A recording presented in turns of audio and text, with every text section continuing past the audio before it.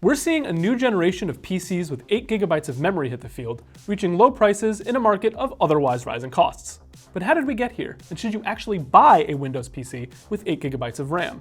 I'm Buzzi from PCMag. And I'm Josh Goldman with CNET. And we're here to answer those questions for you. So Josh, why are we here? Why do we care about 8 gigabyte systems? We're here, I guess, mainly because of this. This is the Dell XPS 13.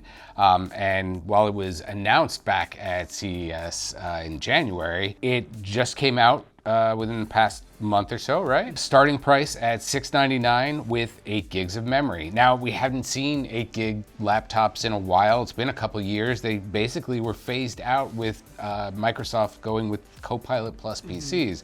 And in general, Windows doesn't run great on anything. Even pre-Copilot, kind of our recommendation to most shoppers would be 16 to run faster. Right, so all of a sudden they went away and now they're back again. And I doubt it'll stop with Dell. We know Acer's got a new one out, the Swift Air, that starts with 8 gigs, and I'm sure others will follow suit. Every manufacturer looking for a solution to this memory problem. We all know memory prices have gotten more expensive due to the AI infrastructure demand. Memory capacity is all bought up. You can't get any, so laptops are more expensive than ever. And as a result, manufacturers turning back and saying, hey, what about an 8 gigabyte system instead of 16? Right, and that's really the only way to get a budget system, and budget is even changed because it starts at $700 with 8 gigs, and that's kind of the problem we had with the MacBook Neo. A great laptop with 8 gigs of memory in it, and their promise was, $599, and it's a great $599 laptop, but then they raised it to $699, and then didn't take long. Yeah, only a month or two later, up $100. Now, so it's even in price with this, which is good. I think this sort of followed suit with the metal build. It's got a nice touchscreen. Like, this is better than what we would consider a budget laptop of the past. It's not a cheap, plasticky feeling system. It's a nice laptop, like the Neo. This is sort of taking the higher end MacBook. This is taking the higher end XPS and bringing it down to the budget. Right, but this even seems a bit better because they really, Dell's managed to throw a bunch of stuff into this that, like, even the backlit keyboard that you don't get on a Neo. Yeah. No headphone jack. No headphone jack, yes. So you'll have to do Bluetooth or a dongle, so it's such is life. But anyway, that's the thing with this one is it gives you a bit more for that $699, but you're still at 8 gigs, and as we just said, Windows isn't great on 8 gigs. Yes, so. I think macOS, most people would agree, a little more friendly to 8 gigabytes, just a little less memory hungry. Maybe you're on Safari instead of Chrome, and Chrome really is a memory hound, as we know. So these things add up. An 8 gigabyte system, a lot of people would say, no way, I'm not doing that on Windows. A 16 gigabyte laptop, we've seen the prices go up beyond $1,000. Adding on any of these companies like websites to configure a higher capacity, hundreds of more dollars than it used to be. So $699 sounds pretty good in the context of that. So I didn't test this one, the XPS, on 8 gigs of memory. I have tested 8 gig Windows 11 systems in the past. I know how those performed. Yeah.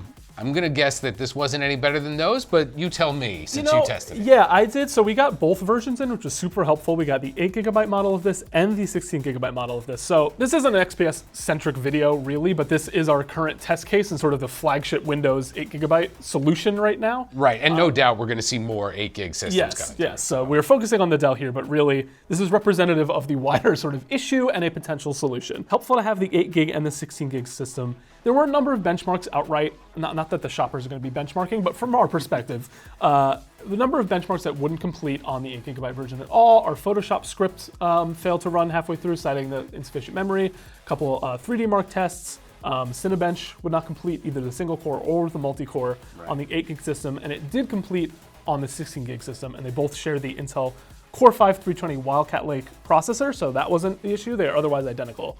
It was definitely the memory problem. Yeah.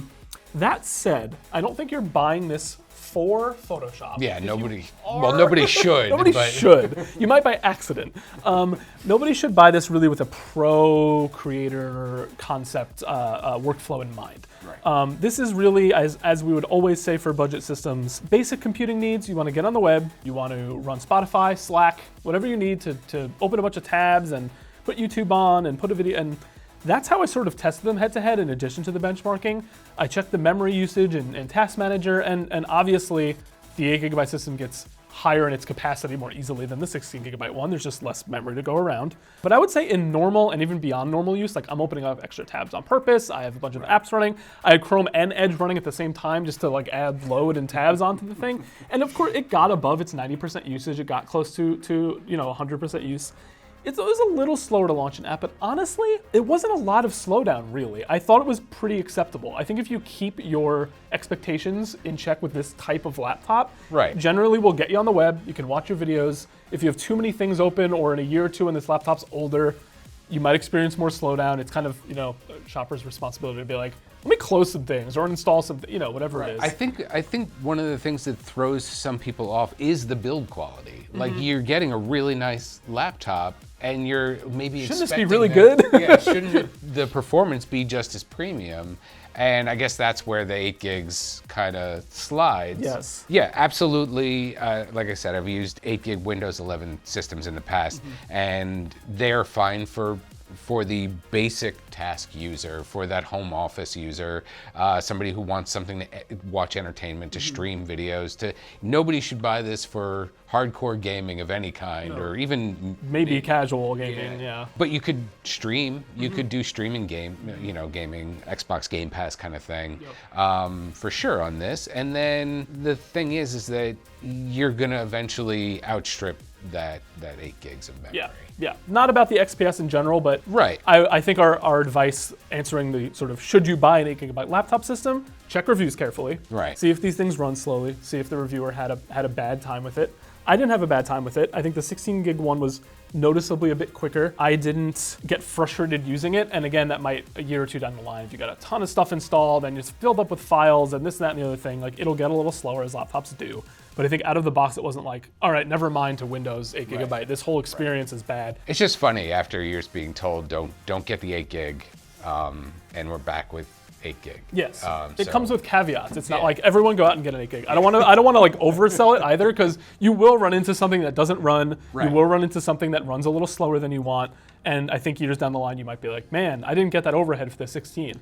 Totally understand. However, not everybody can get the $900 16 gig model. Exactly. Yeah, not everybody's going to have that $100 to $200 extra that it's going to take to get that extra 8 gigs of memory. We're talking to a wide audience here, and you're talking to the average shopper who just comes into a Best Buy or wherever it is, and they want a nice laptop for as little as they can get it. You have to remember that's a lot of shoppers out there, and the answer to like, does this particular 8 gigabyte and hopefully other ones run basic everyday tasks? In my experience, it was fine. So this isn't the last we're going to see of these, right? Yes, so PCMag and CNET, I'm confident in saying we'll have reviews of 8 gigabyte systems in months to come from all different manufacturers. So be sure to read those individual reviews to see how they stack up, which features are left out, which features are included, and how the performance varies from laptop to laptop. There's a lot of differences out there. Be sure to read our reviews and check out our videos. Thank you so much for watching. Thanks for watching.